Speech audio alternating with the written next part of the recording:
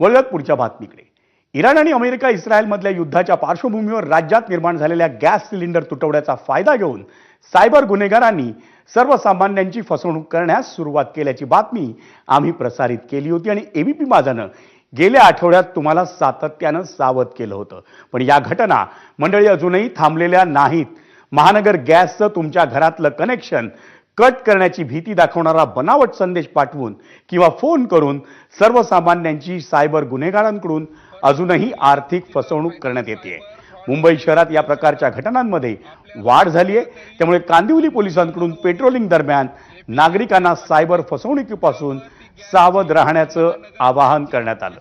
Gas bill थकबाकीचे संदेश मोबाईलवर आल्यास त्यावर क्लिक करू नये किंवा त्या संदेशाला प्रतिसाद देऊ नये असंही पोलिसांनी स्पष्ट केलं.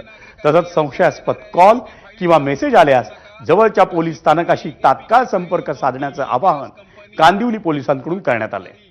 आपण स्वतः जाऊन गॅसच्या ठिकाणी बुकिंग करून OTP आपल्या रजिस्टर्ड मोबाईल नंबरवर साध्या SMS द्वारे येईल.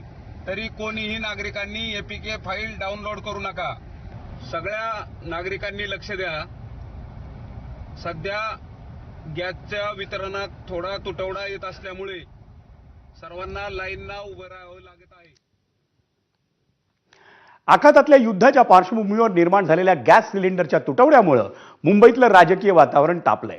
ठाकरेंच्या शिवसेनेच्या वतीनं कांजूर मार्गमध्ये सिलेंडरच्या तुटवड्याविरोधात अनोखं आंदोलन करण्यात आलं. महिला शिवसैनिकांनी डोक्यावर